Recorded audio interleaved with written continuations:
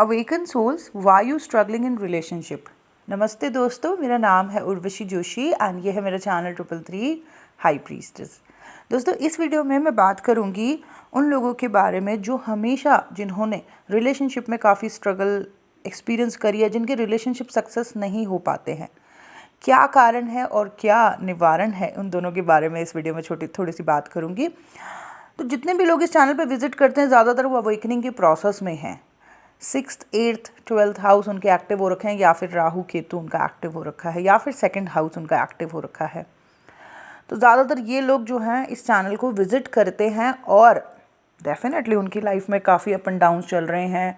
जो लोग खुद पे काम कर रहे हैं, जो सेल्फ लव में हैं, जो स्पिरिचुअल प्रैक्टिसेस में हैं, वो तो फिर भी संभले हुए हैं। लेकिन जो लोग कुछ भी नहीं कर रहे हैं, जो बस स्ट्रेस ले रहे हैं, उनकी लाइफ में स्ट्रगल बढ़ जाती है, परेशानियाँ बढ़ जाती हैं, सब कुछ नेगेटिव ही नेगेटिव।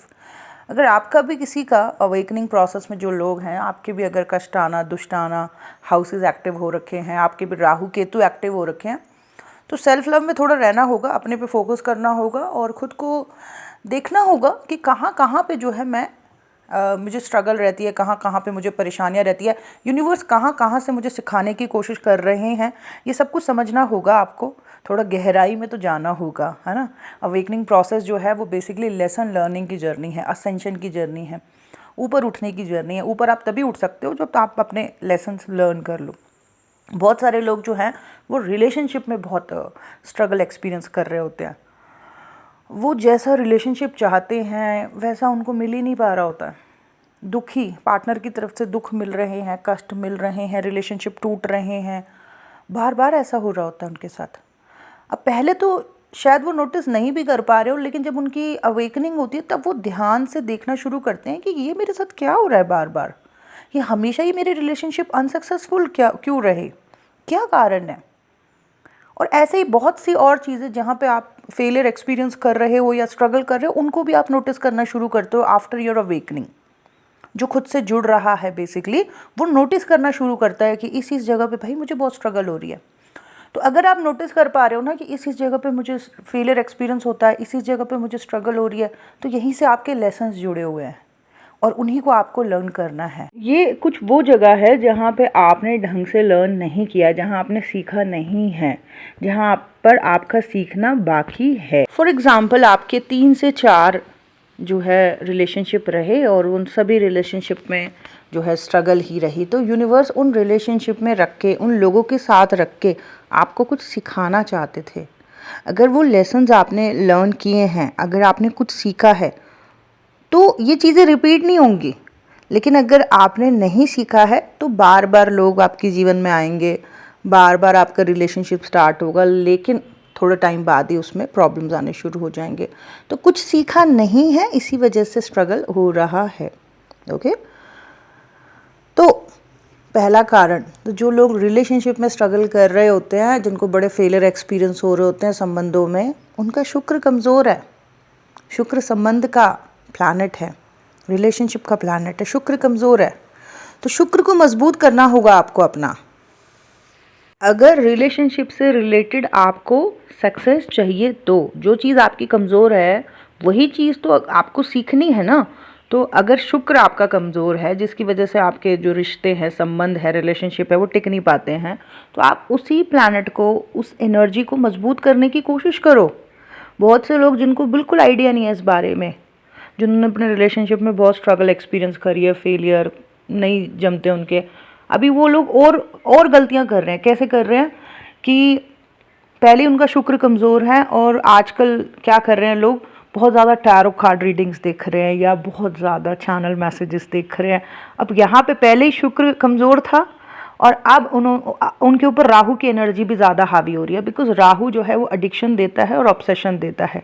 तो टैरो कार्ड रीडिंग सुनते रहने से रिश्ता मजबूत नहीं हो जाएगा, शुक्र मजबूत नहीं हो जाएगा, या चैनल वीडियोस देखते रहने से भी शुक्र मजबूत नहीं हो जाएगा, बल्कि इन चीज़ों को बहुत ज़्यादा देखने से आपके ऊपर राहु की एडिक्शन, ऑब्सेशन वाली एनर्जी ज़्यादा एक्टिव हो रही है। जहाँ पे आपको शुक्र को सॉल्व करना है, वहाँ पे आप उसको सॉल्व करने की बजाय राहु की एनर्जी को और स्ट्रॉन्ग कर रहे हो अपने अंदर। अंडरस्टैंड? जो कि आगे चल के और भी ज़्यादा तकलीफ देगी। अब जैसे मैंने कहा कि अगर कोई अपने रिलेशनशिप में फेलियर एक्सपीरियंस कर रहा है तो रिलेशनशिप का जो प्लैनेट है वो शुक्र है, तो इसका सीधा मतलब है कि शुक्र उसका कमज़ोर है, और इसका सीधा मतलब है कि उसको अपने शुक्र को मजबूत करना है। शुक्र को मजबूत करने का जो सबसे पहला सबसे सिंपल तरीका है, उसे अपने अंदर की फेमिनिन एनर्जी से, स्त्री एनर्जी से जुड़ना है।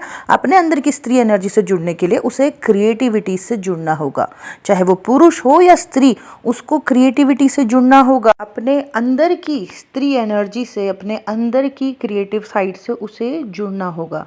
अब जब मैं बात कर रही हूँ कि अपने अंदर की क्रिएटिविटी से जुड़ना होगा, तो उसका ये मतलब नहीं कि आपने 2 पेंटिंग्स बना लिए या आधा घंटा डांस कर लिया और आप सोचने लगो कि हो गई क्रिएटिविटी बस। इसको करते रहना होगा। मतलब आपको अगर सिंगिंग पसंद है तो आप करते रहो सिंगिंग, आपको डांस पसंद है तो आप करते रहो, आपको कुछ पेंटिंग तो आप करते रहो। आप इस तरीके से करो कि आप उस चीज़ के अंदर पूरी तरीके से खो जाओ। समझ रहे हो? ऐसे खो जाओ कि आप खुद को भूल जाओ, गहराई में चले जाओ, इतनी गहराई में कि खुद को भी भूल जाओ, कुछ देर के लिए आसपास की सारी चीज़ों को भूल जाओ। उस गहराई को जब आप छू के आओगे ना, तो जब आप वापस आओगे आप कोई और होंगे। आपके अंदर की समझ बढ़ने लगेगी, आपके अंदर क्लैरिटी आने लगेगी। आप समझ रहे हो? सिर्फ ध्यान या मेडिटेशन, जिसके बारे में हमने बहुत कुछ सुना है, वही एक लौता तरीका नहीं है जिससे कि शून्य पे जाया जा सकता है। क्रिएटिविटी भी एक ऐसा रास्ता है जिसमें कि अगर आप डूबने लगो, गहराई में जाने लगो, तो आप कुछ नया होके वापस आते हो। आप समझ रहे हो? और फिर एक ऐसी समझ, एक ऐसी क्लैरिटी आपके अंदर आती है जो पहले नहीं थी। बहुत से सवालों के जवाब जो आप ढूंढ रहे थे वो आपको मिल जाएंगे। बहुत सी चीज़ें आपको क्लियर हो जाएंगी। ठीक है? आपको किसी के पास जाने की ज़रूरत नहीं पड़ेगी। आपको खुद से चीज़ें समझ आ जाएंगी, समाधान मिल जाएंगे। सो आप ना ये बेसिक सी टेक्निक ट्राई करो। अपने अंदर की स्त्री एनर्जी से जुड़ो, अपने अंदर की क्रिएटिविटी से जुड़ो और डूब जाओ उसमें। और जितना गहरा जाओगे उतना ज़्यादा आपको सारे उत्तर मिलने शुरू हो जाएंगे। क्यों ऐसा हुआ, क्या कारण था, कहाँ पे गलती थी, और बल्कि ये भी समझ आने लगेगा कि आगे आपको किस तरीके से जो है जीना है अपने संबंधों में। ओके, बहुत ब्यूटीफुल प्रोसेस है, इसको करके देखो। बस यही था मेरा आज का वीडियो। आई होप आप लोगों को अच्छा लगा हो। Thank you so much. Bye bye, take care, God bless you all.